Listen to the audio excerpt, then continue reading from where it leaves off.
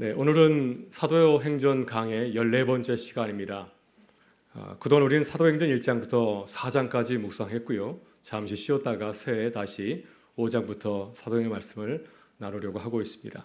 그래서 새해 더 풍성한 하나님의 말씀을 나눌 수 있기를 간절히 소망합니다. 이 시간 그 중에 가난한 사람이 없으니 라는 제목으로 말씀을 나누고자 합니다.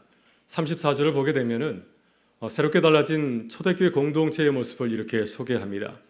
그 중에 가난한 사람이 없으니 이는 밭과 집 있는 자는 팔아 그 판 것의 값을 가져다가 사도들의 발 앞에 두매 그들이 각 사람의 필요를 따라 나누어 주음이라.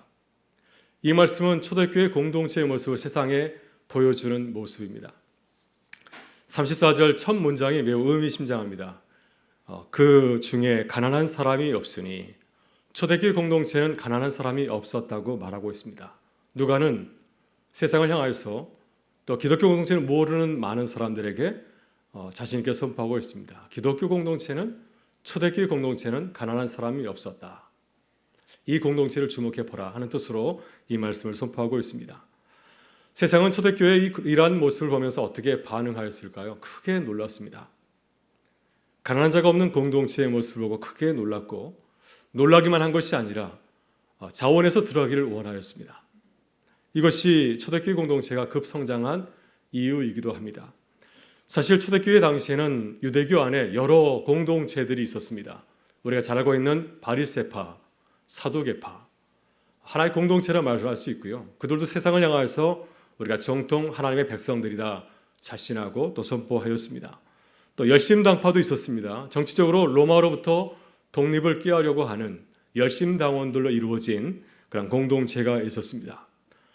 또 역사적으로 우리가 잘 알지 못하는 또 하나의 공동체가 있는데 그 공동체는 쿰난 공동체라고 합니다. 초대교회 공동체처럼 새롭게 등장한 공동체였습니다. 그렇지만 역사시대에 아주 오랫동안 한 20세기 이르기까지 오랫동안 잊혀진 공동체입니다. 그러나 1948년경 사해 근처의 동굴에서 이 공동체의 성경 사문과 그리고 공동체의 규율과 같은 아주 중요한 문헌들이 발굴되었습니다. 따라서 그때서야 비로소 세상에 알려진 공동체이죠. 사해 쿰난 지역 근처에서 사본이 발견됐다 하여서 이 공동체 이름을 쿰난 공동체라고 부릅니다. 이 공동체에서 발견된 여러 가지 문서를 보게 되면 금욕적인 내용이 담겨져 있어서 아마도 이 공동체는 에세네파, 금욕적인 공동체였던 에세네파와 비슷한 공동체라고 추정하기도 합니다. 이 공동체에 지도자가 있었습니다. 의의 교사라고 하는 지도자가 있었는데 그는 예루살렘 성전 제사장들이 타락해서 성전의 기능을 다하였다고 주장하였습니다. 그래서 이들은 유대 강야에 새로운 공동체를 세웠습니다. 하나님께서 우리에게도 새로운 언약을 주셨다고 주장하였고 또 그들은 새로운 그 믿음의 눈을 가지고서 성경을 해석하고 그리고 또 공동체 구성을 훈련하는 여러 가지 규범을 만들어서 기록하였습니다. 이 공동체도 마찬가지로 재산을 공유하였습니다. 그러니까 여러 가지 면에서 초대교회 공동체와 매우 비슷한 모습을 가지고 있습니다. 이렇게 초대교회 당시에 수많은 공동체들이 있었습니다. 유대교 안에도 이러한 주요 공동체들이 많이 있었고 또 이러한 공동체들이 서로 정통 하나님의 백성이 무리라고 주장하면서 경쟁하고 있었습니다. 그 가운데 하나가 누구일까요? 그 하나가 바로 사도행전에 나오고 있는 초대교회 공동체입니다. 근데 놀라운 사실은 초대교회 공동체는 참 작은 초라한 공동체였고 또 가장 늦게 출발한 공동체라 할 수 있습니다. 그러나 초대교회는 이러한 아주 치열한 경쟁 가운데서 공동체들끼리의 치열한 경쟁 가운데서 살아남았습니다. 그래서 초대교회 공동체가 역사 속에서 참된 공동체, 하나님의 백성의 모습을 보여주었기 때문이죠. 오늘 주님은 초대교회 공동체의 모습을 우리에게 소개하고 있습니다. 세상을 깜짝 놀라게 한 많은 사람들의 매력을 줬던 그 공동체의 모습을 우리에게 소개하고 있습니다. 이 공동체의 모습을 함께 묵상하면서 우리가 그들의 모습을 배우고 또 우리도 세상 가운데서 세상이 반할 만한 그런 감동을 주는 교회가 될 수 있기를 주의 이름으로 축원합니다. 그렇다면 초대교회 교독계에는 어떤 공동체의 모습을 보여주었을까요? 오늘 설교 제목처럼 가난한 자가 없는 공동체를 세우게 되었습니다. 어떻게 그들은 세상 속에서 가난한 자가 없는 공동체를 세울 수 있었을까요? 그 이유가 무엇일까요? 단적으로 그 이유는 성령의 역사라 할 수가 있습니다. 이것은 몇몇 제자들이 세운 것이 아니라 성령께서 직접 하신 일이라고 하는 겁니다. 성령의 역사가 아니면 어떻게 이러한 공동체를 세상 가운데 생길 수 있을까요? 32절의 말씀은 성령의 역사로 일어난 초대교회 공동체의 모습을 이렇게 증거하고 있습니다. 우리 32절의 말씀을 같이 한번 읽어보겠습니다. 믿는 무리가 한 마음과 한 뜻이 되어 모든 물건을 서로 통용하고 자기 재물을 조금이라도 자기 것이라 하는 이가 하나도 없더라. 아멘. 32절의 말씀은 사도행전 2장부터 일어난 성령의 역사의 결과를 말하고 있습니다. 초대교회 제자들이 예수님께서 승천하신 이후에 마가의 다락방에 모여서 성령의 일을 사모하면서 간절히 기도하였죠. 그래서 그들 가운데 성령이 임하게 되었습니다. 성령이 임하게 되어서 그들의 심장이 뜨거워져서 거리로 나가서 많은 사람들에게 다른 나라의 언어로 예루살렘을 찾은 많은 순례자들에게 복음을 전하였습니다. 그 모습을 보면서 모든 사람이 깜짝 놀라게 되었고, 일부는 그들을 조롱하기도 하였고, 또 일부는 그들의 세술에 취하였다, 뭔가 다른 움직임이 있다 하면서 그들을 주목하여 바라보았습니다. 그의 초대교회 공동체가 보여준 놀라운 사건은 성전 이문에서 나면서부터 걷지 못했던 한 장애인 거리를 걷게 한 기적 사건이 일어난 것입니다. 모두가 잘 알고 있는 거리이지 않습니까? 성전에 올 때마다 만났던 그 거리인이 일어나서 걷게 되고 뛰게 되었습니다. 그가 성전에서 하나님을 찬미하는 놀라운 광경을 많은 사람들이 주목하게 되었습니다. 그자 성전 제사장들과 성전 관리들, 사두개인들의 위기를 느끼고 그들을 체포해서 감금하고 신문하였습니다. 그들에게 적당히 겁을 주면 그들이 물러날 줄 생각하였는데 오히려 결과는 정반되지 않았습니까? 그들이 담대하게 복음을 전하였습니다. 이 놀라운 기적을 일으킨 원인은 바로 당신들이 십자가에 못 박게 한 예수 그리스도 때문이라고 복음을 증거하였습니다.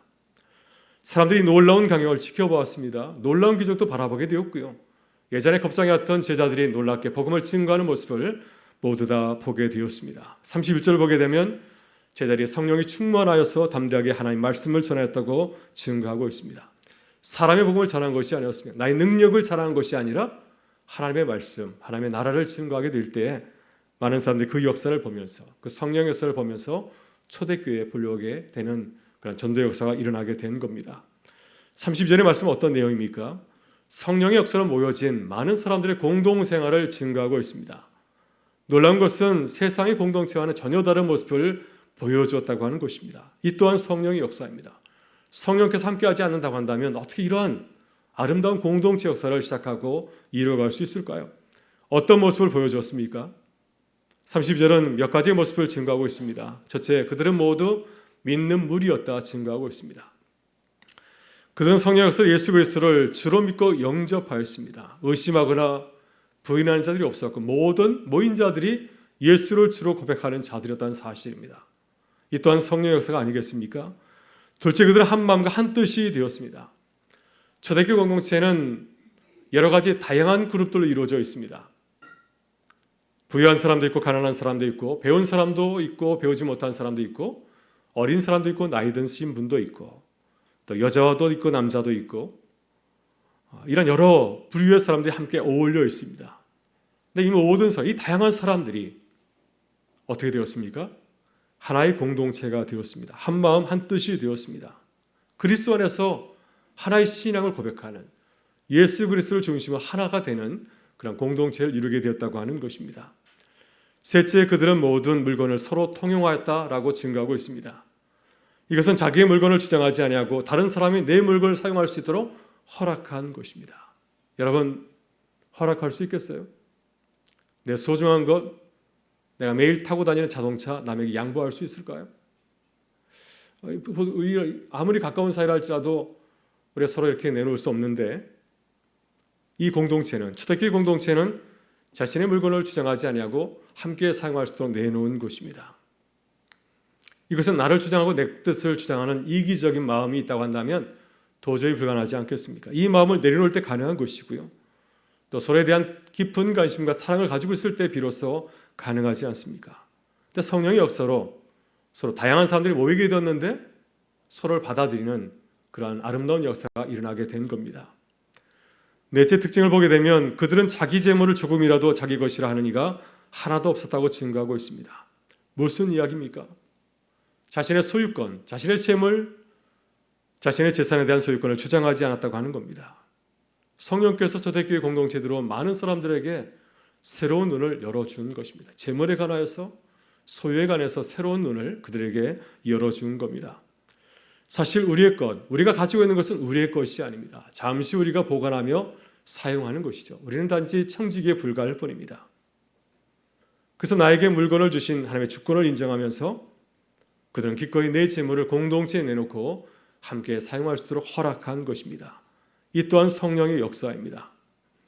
여러분, 공산주의를 창시한 칼 막스, 개인 소유 재산을 허락하지 않았고 공동 소유를 주장하였던, 이 공산주의를 주장하였던 칼 막스의 개인사를 보게 되면 그는 신학을 공부한 사람입니다. 만일가 성령께서 하시는 놀라운 초대교회 공동체 역사를 깨달았다면 공산주의를 이론을 만들지 않았을 것입니다. 그러나 그는 성령의 역사가 아니라 얼마든지 사람의 능력을 통하여서도 이러한 공동체를 만들 수 있다고 주장을 하였습니다. 그래서 사람 힘으로, 무력으로, 힘으로 이 땅 가운데 공산주의 공동체를 세우려고 한 것이죠. 여러분, 공산주의 공동체도 모든 사람이 함께 재물을 통용합니다. 함께 쓰는, 필요에 따라 쓰는 그런 공동체를 세우지 않았습니까? 그러나 사람이 건설한 이런 공산사회, 공동체는 오래가지 못합니다. 우리도 그렇습니다. 우리 힘으로 공동체를 세운다 한다면 그 공동체가 오래갈 수 있을까요? 곧 갈등이 벌어지게 되고 어려움이 생겨서 그 공동체는 무너질 수밖에 없습니다. 그래서 우리는 성령 역사를 간절히 사모하고 구해야 됩니다. 성령께서 우리의 마음에 감동을 주셔야 됩니다. 그래야 우리가 서로를 사랑으로 바라볼 수 있고 또 서로의 모든 점을 있는 그대로 받아들이고 포용하고 또 존중할 수가 있습니다. 그래서 우리 이 사실을 깨닫고 성령을 사모해야 될 줄 믿습니다. 그렇다면 초대교회 성도들은 성령의 역사를 경험하게 되었을 때 어떻게 하였습니까? 여러분, 우리도 그렇습니다. 성령께서 우리에게 역사하실 때 우리가 어떻게 해야 될까요? 성령께서 우리에게 은혜를 주실 때 우리가 어떻게 반응해야 되겠습니까? 우리는 주님의 은혜를 풍성하게 받아들일 수 있도록 기도해야 될 줄 믿습니다. 주님이 주시는 은혜를 풍성히 누려야 됩니다. 충분히 누려야 됩니다. 성령께서 역사하신다고 모두가 은혜를 누리는 것은 아닙니다. 사도행전 2장부터 보면은 제자들과 무리는 성령의 역사로 믿음을 가지고 초대교회 공동체에 들어오게 되었습니다. 그러나 반면에 성령의 역사를 거부하고 거절하는 무리도 있지 않았습니까? 우리가 앞으로 살펴볼 바울 사도도 본래는 성령의 역사를 거절한 자들이었습니다. 성령의 역사를 거부하고 교회를 핍박하고 박해하는 자가 바로 이 사도 바울이지 않았습니까? 그래서 우리는 사도 바울을 보면서 깨달아야 됩니다. 성령의 역사가 일어난다 해도 모두가 주님을 영접하고 성령의 은혜를 누리는 것은 결코 아니라는 것입니다. 오히려 성령의 역사를 거부하고 대적하는 자들도 있습니다. 그 세상에는 성령의 역사도 있지만 또한 강력한 사단의 역사도 있습니다. 따라서 성령의 역사를 사모하고 풍성한 성령의 은혜를 구하고 기도할 때 우리가 이 땅 가운데서 성령께서 우리에게 주시는 놀라운 은혜를 누리며 살아가게 될 줄 믿습니다. 33절을 보면 초대교회 공동체가 아름다운 공동체로 변한 이유를 이렇게 소개하고 있습니다. 모두가 부러워하는 그러한 공동체로 변한 이유가 무엇일까요? 성령 안에서 주님이 주시는 은혜를 받았기 때문입니다. 이렇게 증거하고 있습니다. 우리 33절의 말씀을 같이 한번 보겠습니다. 사도들이 큰 권능으로 주 예수의 부활을 증언하니 무리가 큰 은혜를 받아. 네, 초대교회 공동체에 들어온 자들은 누구인가요? 개인적으로 신앙이 좋은 사람들입니까? 뭔가 다른 사람들이어서 그가 초대교회 공동체에 속하게 된 것일까요? 33절의 말씀은 분명하게 증거하고 있습니다. 그들은 모두 큰 은혜를 받은 자들이기 때문이죠. 네, 능력이 좋아서 교회에 들어온 것이 아니라 성령께서 그들에게 놀라운 은혜를 주셨기 때문에 그 은혜를 받아들일 수 있는 내 마음을 주셨기 때문에 내가 그 은혜를 받고 교회에 들어온 것이라고 역사하고 있습니다.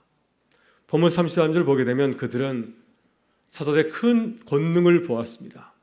주 예수의 부활을 증언하는 복음을 듣게 되었습니다. 놀라운 기사를 보고 그 말씀을 듣게 되었을 때 그들이 큰 감동을 받게 된 겁니다. 사실 이 말씀 때문에 베드로와 요한은 큰 고초를 겪게 되지 않았습니까? 사도계인들과 성전 제사장들 관리들은 예수님의 부활의 복음을 전한 제자들을 박해하고 핍박하였습니다. 똑같은 말씀을 들었는데 어떤 사람들은 큰 은혜를 받았지만 또 다른 무리는 이 말씀을 듣고 마음이 상하여서 그 놀라운 사실을 증거하는 자들을 박해하고 핍박하였다고 하는 것입니다. 그러나 반대로 초대교회 공동체에 들어온 사람들은 큰 은혜를 받지 않았습니까? 하나님께서 바울의 눈에 가려지고 있던 비늘 같은 것이 벗겨져서 이 십자가에 달리신 예수, 부활하신 예수를 바라보게 하신 것처럼 마찬가지로 그들에게 믿음의 눈으로 바라볼 수 있는 은혜를 허락하여 주신 것입니다. 이것은 전적으로 하나님의 은혜인 거죠. 이 놀라운 은혜를 받았기 때문에 그들이 마음을 열고 무장해제가 되어서 복음을 듣고 공동체에 들어오기로 작정하고 결심하게 된 것입니다. 이렇게 주님을 기쁘게 받아들일 때 성령의 역사가 일어난 줄 믿습니다. 34절과 35절의 말씀은 성령으로 일어난 구체적인 역사를 이렇게 소개하고 있습니다. 34절과 35절의 말씀을 같이 읽어보겠습니다. 그 중에 가난한 사람이 없으니 이는 밭과 집 있는 자는 팔아 그 판 것의 값을 가져다가 사도들의 발 앞에 두매 그들이 각 사람의 필요를 따라 나누어 줌이라. 아멘. 여러분, 이 말씀은 하나님께서 일하시는 모습을 우리에게 소개해 주고 있습니다. 하나님께서는 우리에게 성령의 은혜를 부으셔서 주의를 할 수 있도록 우리를 인도하십니다. 초대교회 공동체의 가난한 자들이 사라진 것은 어떤 일일까요? 초대교회 공동체에 가난한 자가 없었다는 그 말씀은 성도들이 자신의 재산과 재물을 헌금과 헌물로 드렸기 때문입니다.